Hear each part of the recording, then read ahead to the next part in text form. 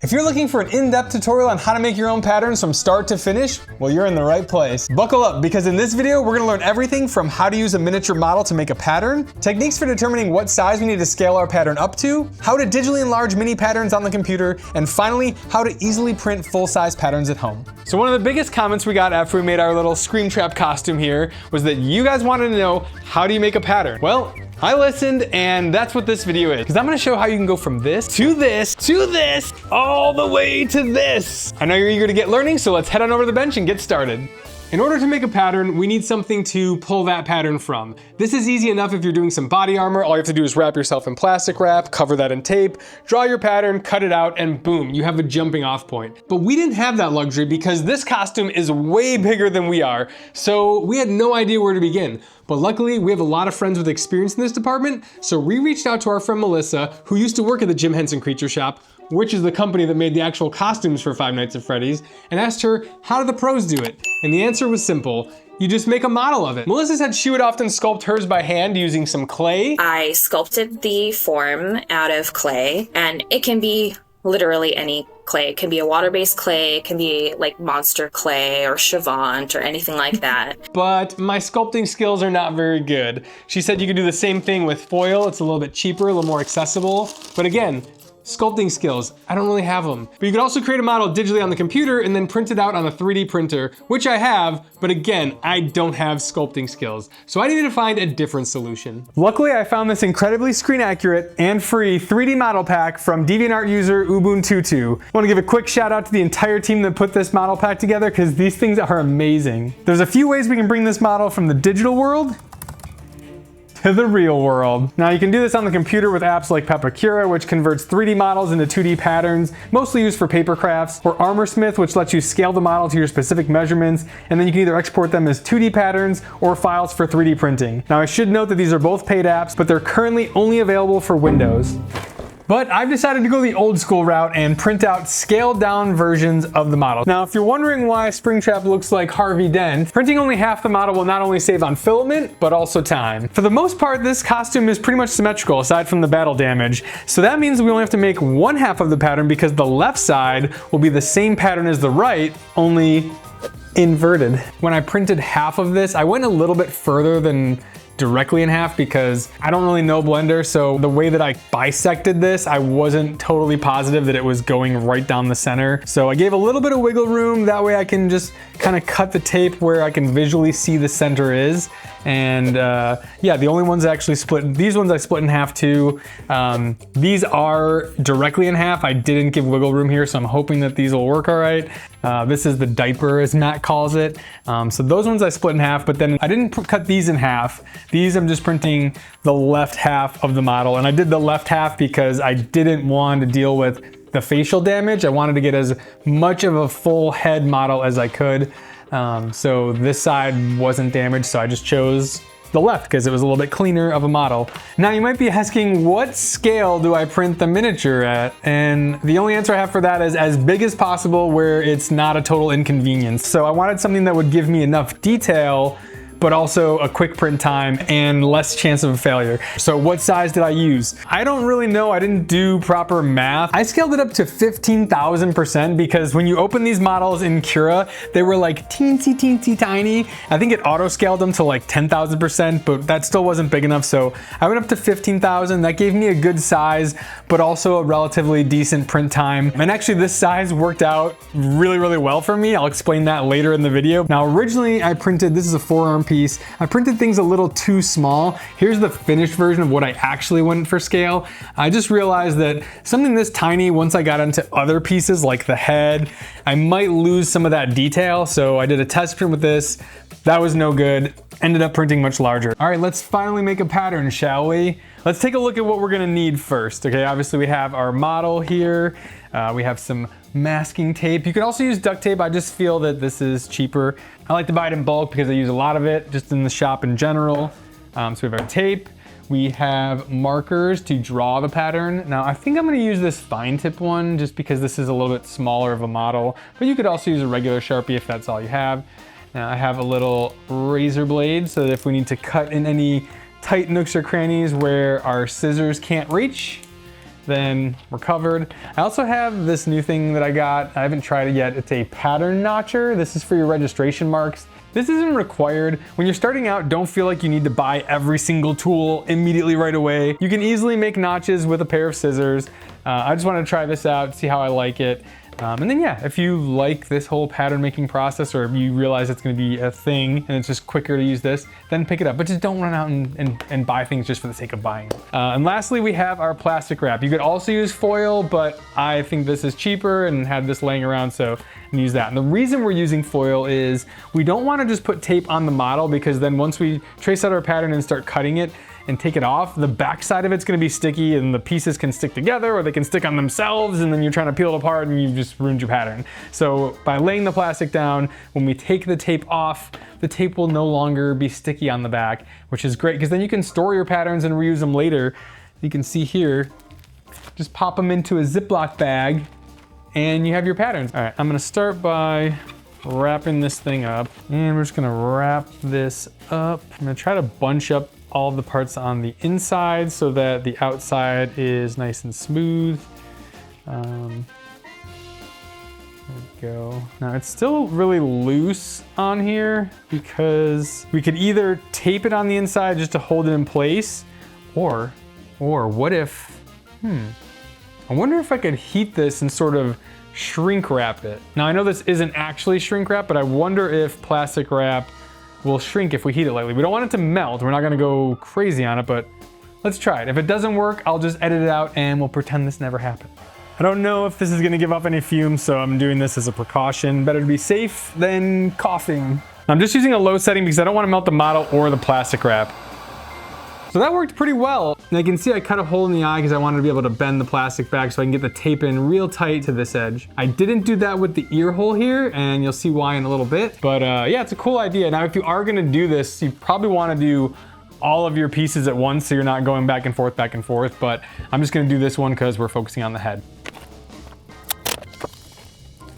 Time to solve the biggest mystery, which is, where do we draw our pattern lines? You just have to keep in mind that your goal is to make this rounded, textured surface lay flat. So what we need to do is look for where the curves are and draw lines so that when we cut these pieces, they're gonna lay flat. As the old saying goes, there's more than one way to skin a yellow rabbit.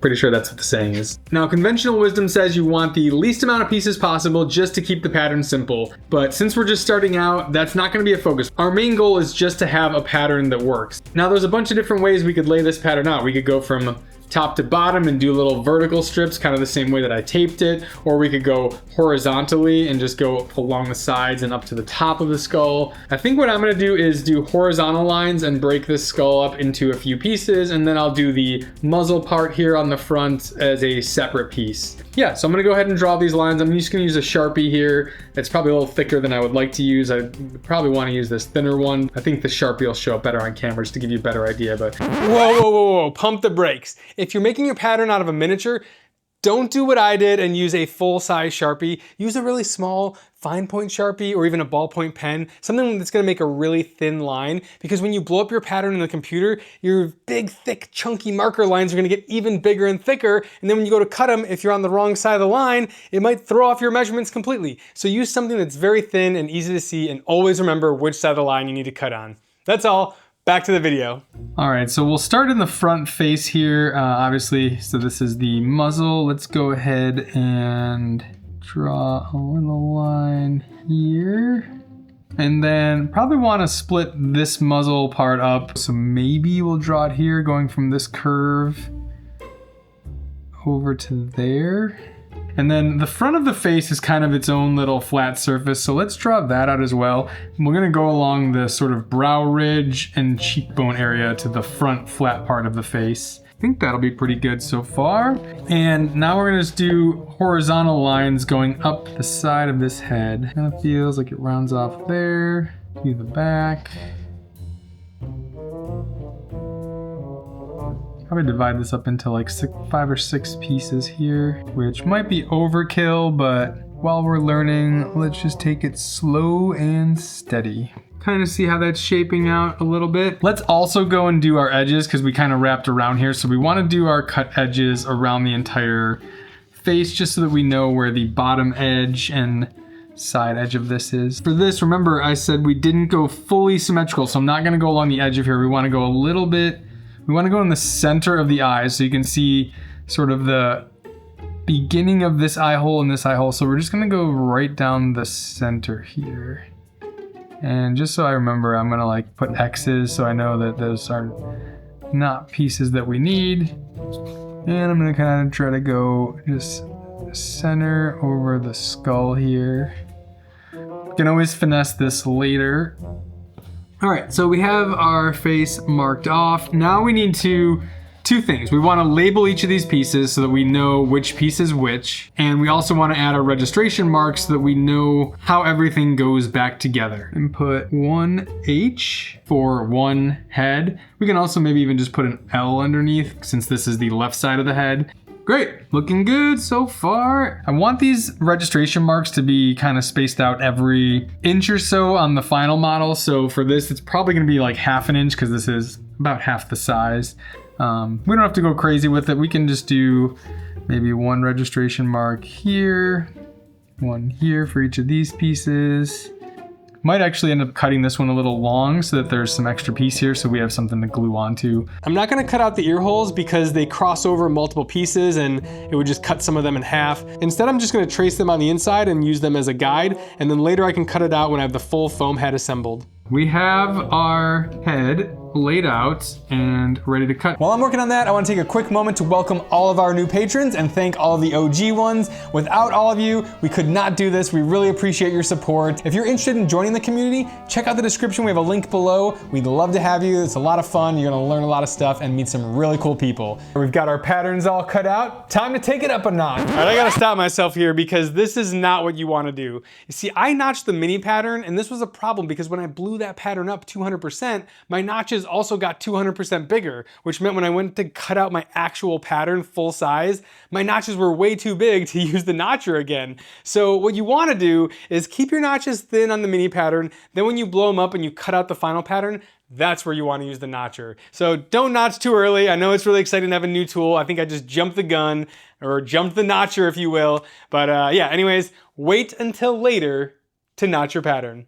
All right, anyways, back to the video. Time to trace our pattern onto some paper. That way we have a nice 2D image. But what we need is a frame of reference. We need to know how big each of these pieces are so we can make sure that we're scaling them up to the right size. Now what I normally do is draw a 1 inch by 1 inch scale onto the pattern. That way when I bring it to the computer, I'll know that that square is exactly 1 inch by 1 inch. But before we do that, last night I was watching a true crime documentary and I came up with this awesome idea to do instead. And you've probably seen these. It's little evidence rulers. So I wanted to look up what are the different symbols? Why does it have the circle with the cross on it and all that? And I found out that is in case you're taking a photo at an oblique angle, which means you're not dead on. And I was like, oh my God, this is brilliant. This is like perfect for when you're taking pictures of the pattern because I don't really know if my camera is lined up exactly straight down. And normally I'll draw a big rectangle around the whole pattern. That way I can change the perspective and make sure everything is square once it's in the computer before I do any scaling. But with these, now I'll know, because if the circle is looking more like an oval, we'll know that we're not square on, then we need to do some perspective warping. I'm gonna include a link below. You can either buy these on Amazon, get a real one, or there's a free printout you can get. I'm gonna try it on this pattern for the first time. I think it's gonna be a game changer. Now, just to demonstrate what this is doing, I'm gonna take a bad picture on purpose just to show you later. I'm gonna just really take one that's really off angled so you can get an idea of what this is doing and how to use it. Okay, the head's done. Now we just have to do that for every other piece of the costume. No, it's gonna be great. It's gonna be great. We'll just time lapse it.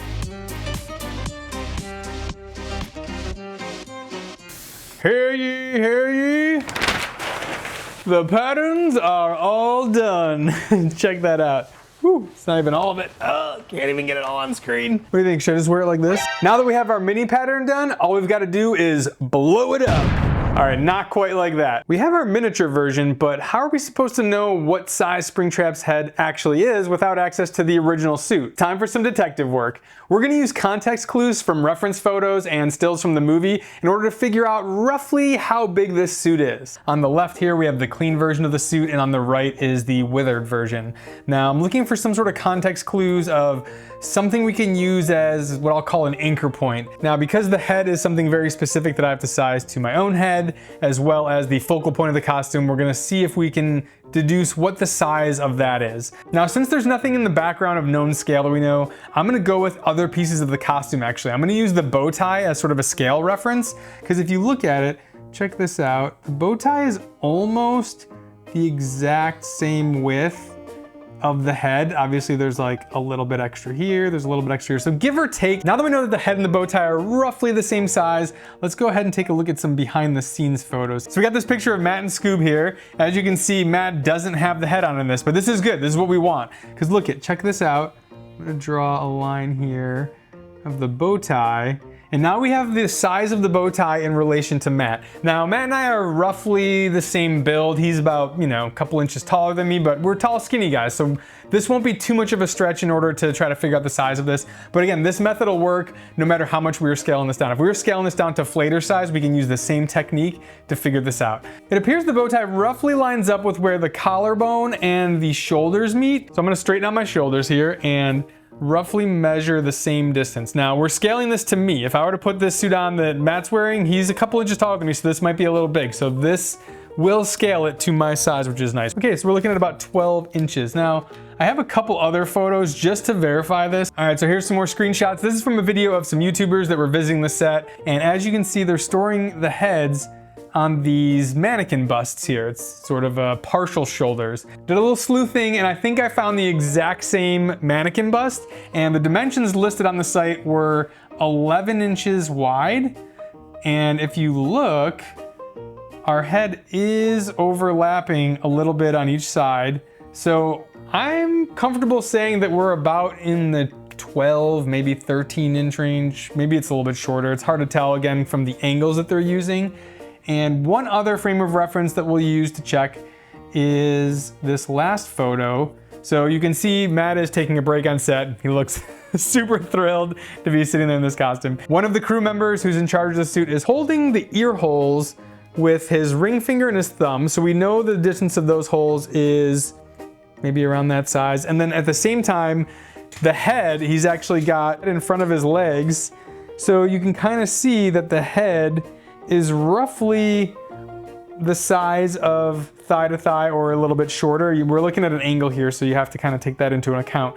But we're looking at a head size that's, yeah, about 12 inches. Looks pretty accurate to what that photo lines up with. So based on our research, I'm gonna go ahead and guess that the head is wider than 11 inches, but smaller than 13. So let's just go ahead and call it 12. It's a nice round number, but somewhere in that range is what we need to scale our mini head up to get it to be a full-size Springtrap. Now I'm gonna do this universally for all the pieces because me and Matt have roughly the same build. We're tall, skinny guys. If you're shorter, stouter, taller, skinnier, you might want to adjust them differently based on the length, width, and height. I'm just gonna do uniform to see how it turns out. So if I make a mistake, you'll learn from me and you can make your own adjustments. And if it works, great. So now that we know that our head needs to be about 11 or 12 inches wide, we need to figure out how much smaller this little miniature is. So in order to do that, because I didn't do a full one, normally I would use calipers and just measure the width, but I only printed half of this. So I'm gonna actually use my trusty little square here and lay the head on its side on the table. And, oh wow, it is like spot on 3 inches, which means this head is about 6 inches. But in order to make our miniature into a bigature, we're gonna have to do some math. I know, math, right? No, math is awesome. And I'm gonna show you why. It's super simple. So all we need to do is take our target number, which in this case is 12 inches, and divide that by our miniature model size, which is 6 inches. Now really quick, I should point out this also works for metric. Math is the universal language after all. And now that's gonna give us a factor of 2, which means we gotta make this pattern 2 times bigger, or 200%. So that's our number, 200%. And that's all well and good. We have nice round numbers, but what if we don't have round numbers? What if we have us some gross, icky numbers like 11 and a half and 6 and a quarter. Well, the math is exactly the same. Check it out. 11 and a quarter divided by 6 and a quarter equals 1.84, which means we got to make the pattern 1.84 times bigger, or 184%. Now, if you see what I'm doing there, I'm just moving the decimal place over 2 points. So that's how you do it. Now, the other question you might have is, what if you've downloaded a pattern online that's bigger than you are, your flater size, so you got to go down a little bit? Well, the math again is exactly the same. We're going to take our target size, I'm just going to make up a number here, 9.75, and you divide it by whatever size the pattern is, which in our case is 12 inches. So the finished head is going to be 12 inches wide on the original pattern, but we need it to be 9.75. So when we divide those out, we get something that's less than 1. It's 0.8125, which again, move that decimal place, and that's gonna give us 81.25%. I hope that all made sense. I know it's some math, but it's super simple math, and now you know how to scale a pattern up or down. So let's move on. Let's just start with a new canvas here. I'm just gonna do an 8.5 by 11. We're gonna do this in landscape mode at 300 resolution, and let's create that. Then we got a blank canvas. Okay, and over here I have the photo of our pattern that we took. And what I'm gonna do is just copy that over. Okay, and as you can see, it's bigger than our actual canvas. Don't worry about that, we're gonna take care of it later. For right now, I just wanna make sure everything's nice and square. So let's pull down, I'm just gonna grab from the ruler here and pull down a guide. And I'm gonna line it up with the top right corner of the evidence ruler. And as we can see, we're not square, we're a little bit off. So I'm gonna do Apple T. I think it's Control T if you're on Windows, but I wanna transform this and rotate it. So I'm just gonna hover over the corner here till I get that rotation. Okay, that's looking pretty good. Now let's just double check and make sure we have it aligned the other way as well. And we're gonna make a little 90-degree corner on our corner, and cool, they line up, that's good. Let me just clear these guides. Before we can blow this up 200%, we gotta make sure that this is the actual 1-to-1 scale size, because again, the photo was bigger than this canvas. So let's go ahead and use our rectangle tool here, and we're gonna draw a square. So I'm gonna select that. And now if you look here, see how I can make a rectangle of any sort of size? If I hold down Shift, that's gonna lock our dimensions kind of, to the same size. So we're making a perfect square. So as you can see here, it's about 1/2 inch by 1/2 inch. So let's just make this exactly 1 inch. There it is, boom. But we can't see it because there's no fill. There's a white outline on there. Let's get rid of that. Let's just make it a red fill with no stroke. Okay, now we have a 1 inch by 1 inch square. And just by looking at our hand-drawn one, we can see that this is not accurate. So that means we're gonna have to resize the image. So I'm gonna go ahead and line it up with the corner here of our evidence ruler. Okay, we wanna make sure we're selected on our pattern layer, and we are going to, let's just actually change the name of our rectangle to 1 inch scale, and go back to our pattern layer and Apple T to change the scale. And we are just gonna stretch this out until it lines up exactly with that 1 inch by 1 inch marks on the ruler. There we go. We are lined up. This thing is to scale. We have 1 inch up here by 1 inch down here. Just to show you, it's pretty close on the hand-drawn one. They're never as accurate because there's the thickness of the pen and trying to eyeball it and line it up with the ruler that you're using. And the corners might not be 90 if you have, it's slightly off.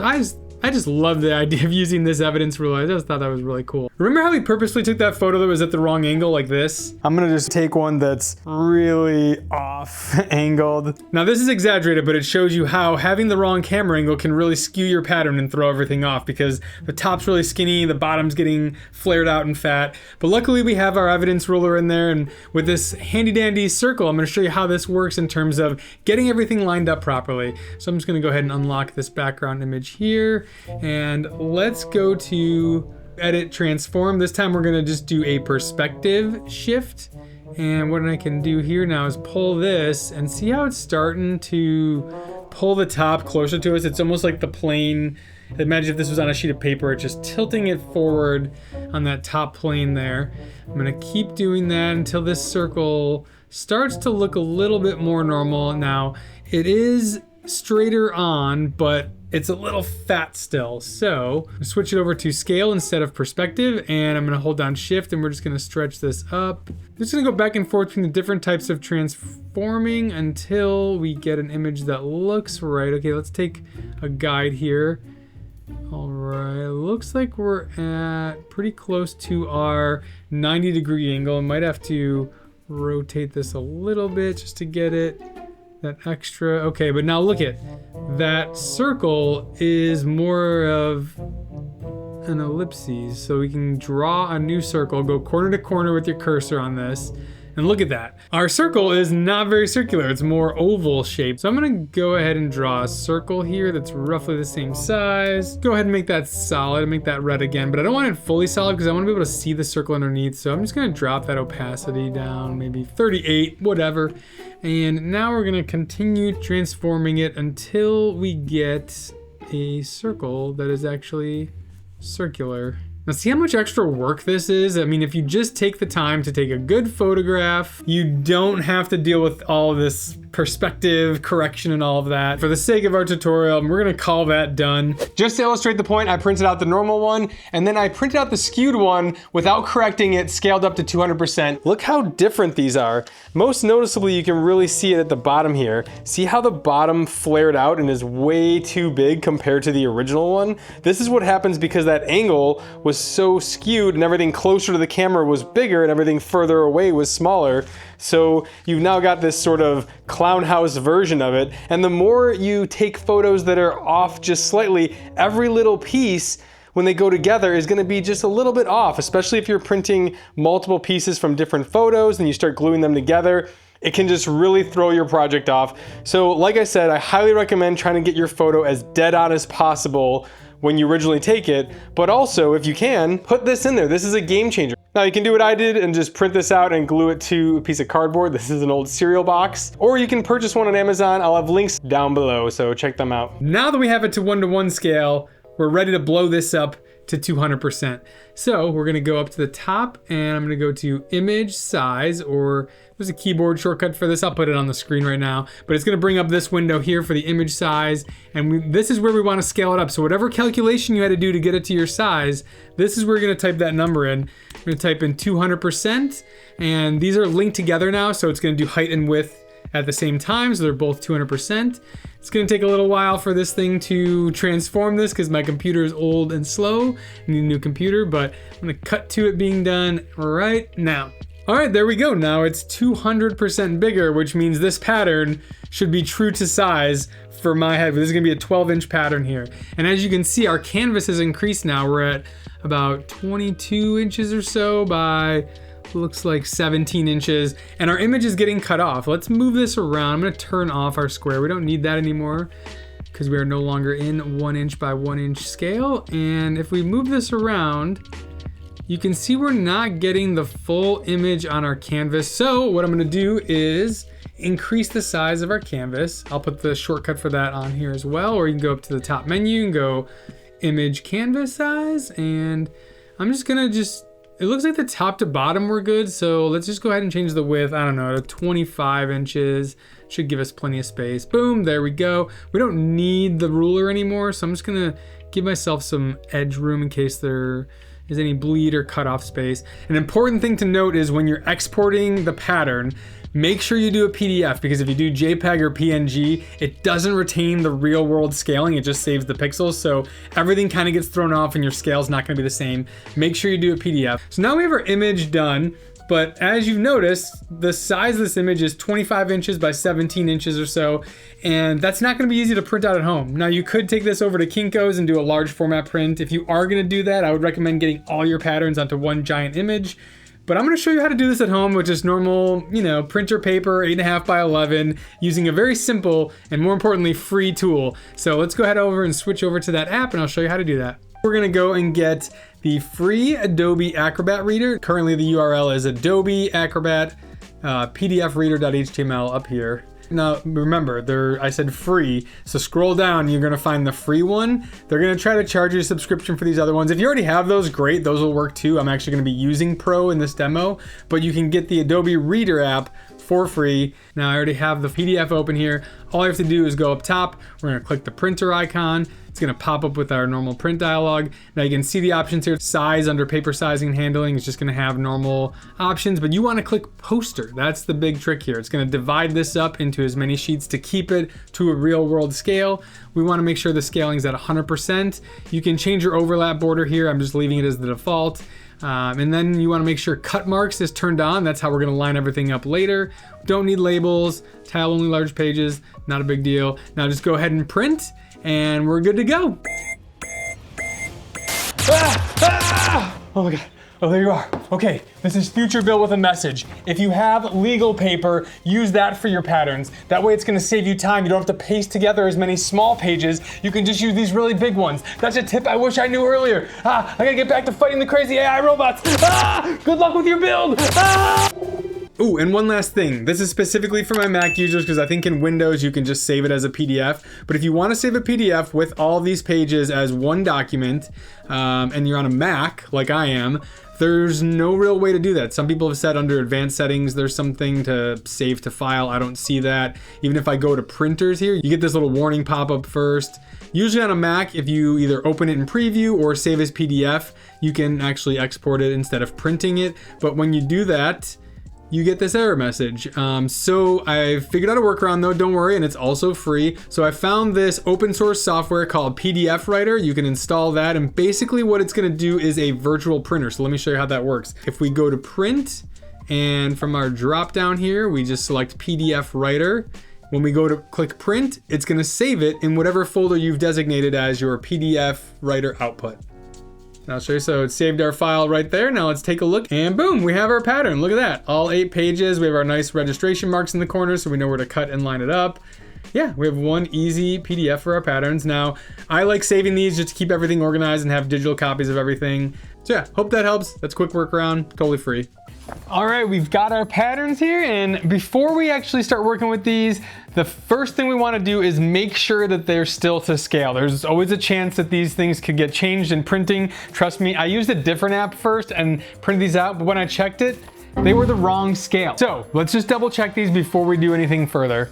Now on the original, obviously we're gonna check the inch, which because we went up 200%, this should be 2 inches, and that is looking good. Now just to be sure, I wanna check the circle, which on this, these little circles are 5/8 of an inch, so it should be 10/8 of an inch, which is 1 1/4 inches. So let's double check that.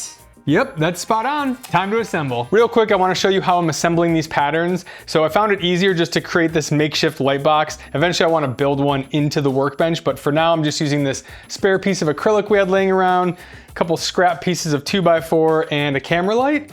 Laying this all together, so we sort of have a little tracing box here, and then we can line our registration marks up pretty easily. Then I just tape it together, cut it all out, and boom, you have your pattern. Now, unfortunately, my light's really small, so I kind of have to shift it around for each registration mark, but that's not a big deal. Now, don't worry, if you don't have these materials laying around, you can actually just use a window on a sunny day. Just take your sheets, stick them to the window, line them up, tape them together, and boom, you have your full-size pattern. All right, there's 2 things I want to talk about when you're assembling your pattern. One is when you print these sheets out, they don't bleed all the way to the edge. There's gonna be a white border. So what you might have to do in some areas, like you can see here, is you'll have to cut the top layer one out so that you can see the actual pattern underneath. Otherwise, this would be a big white void. You'd kind of be able to see it through the paper, but it's just easier to cut a little notch out.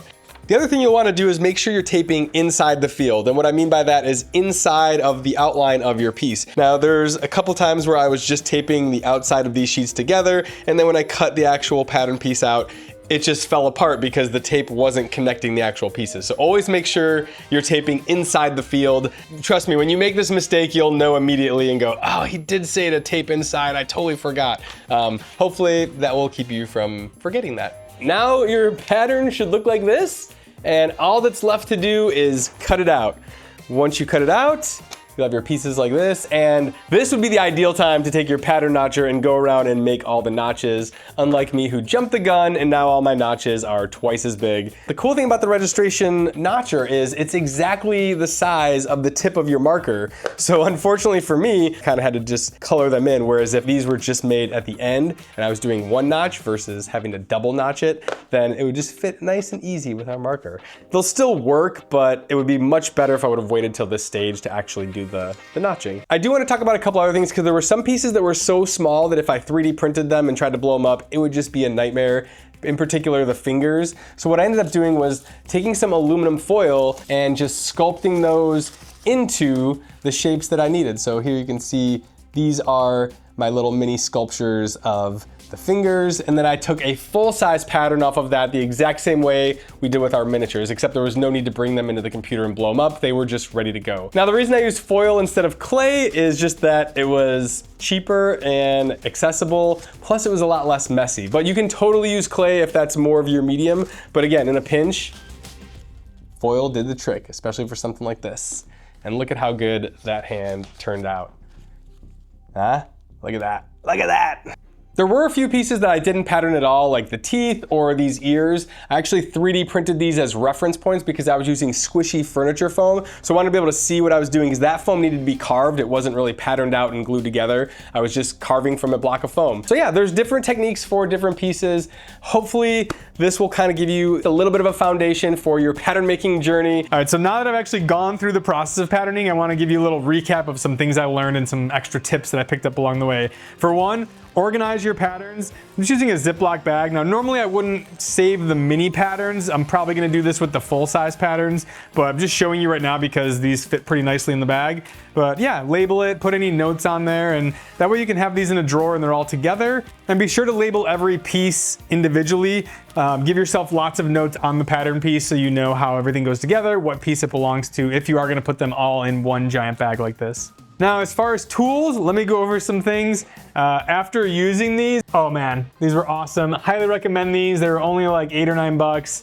Definitely pick up a set of these. It made it just so much easier to go through really quickly and just pop the notches out versus maneuvering the scissors. But again, you don't need it. If you got scissors and you want to save some money, don't worry about it. But if you can afford it, it's gonna be a time saver.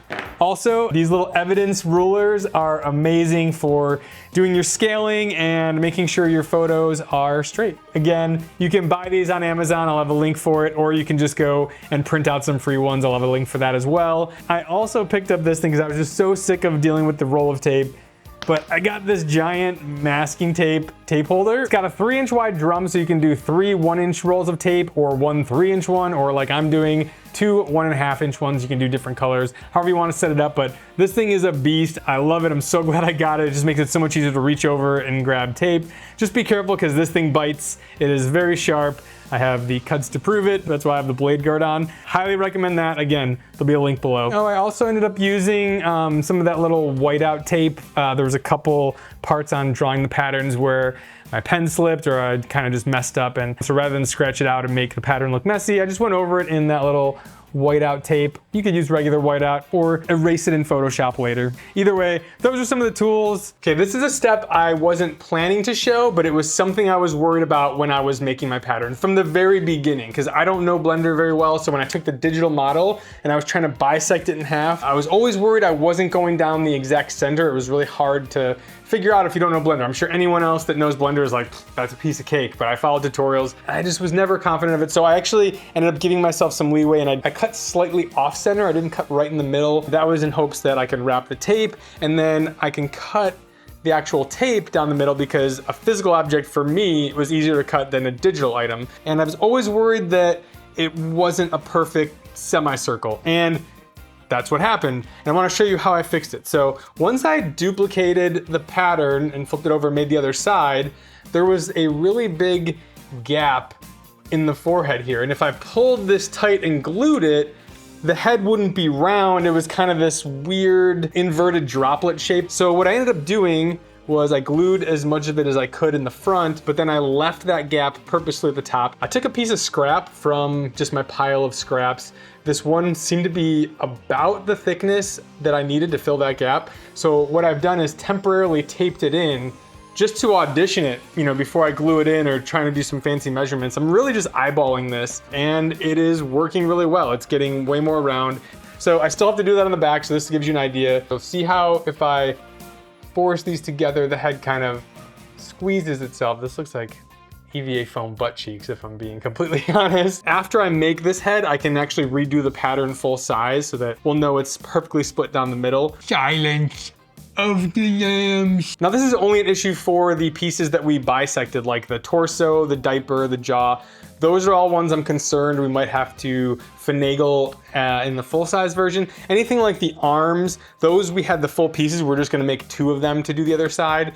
But any pieces that were actually split down the middle, I'm not entirely sure I cut them in the exact center. So there might be issues where we have to do this. And I thought that was an important thing to show you, because rather than like freaking out and being like, oh no, I ruined the whole model, it's just throw it away. There's always a way to fix it. That's what's great about EVA foam, especially this costume in particular, because this whole thing is gonna get wrapped in fur. So any imperfections, you're not really gonna see, and everything's gonna get covered in that final layer of fur. So I'm not too worried about that.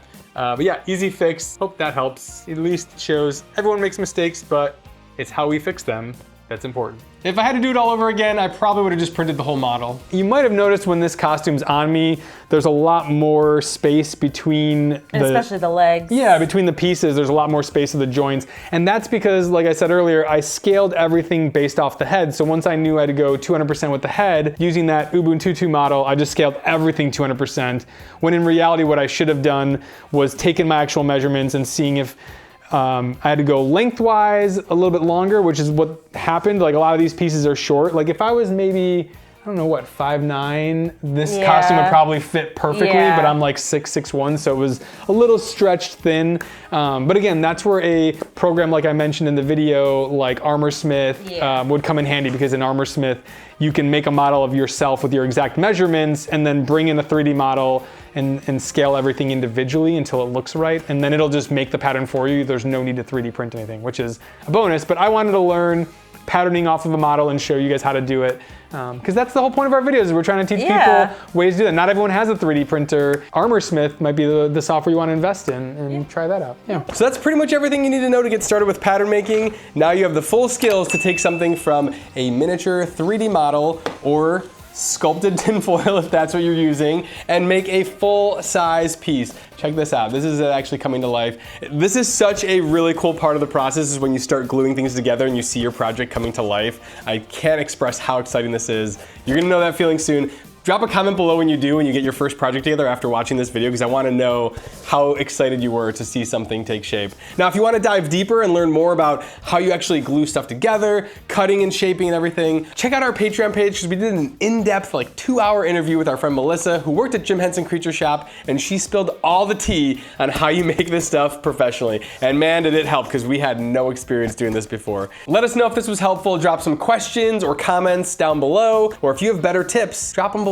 We're all trying to help each other. This is a great community. We want to get everybody learning how to do this stuff, because it's so much fun. And yeah, so remember, keep making cool stuff.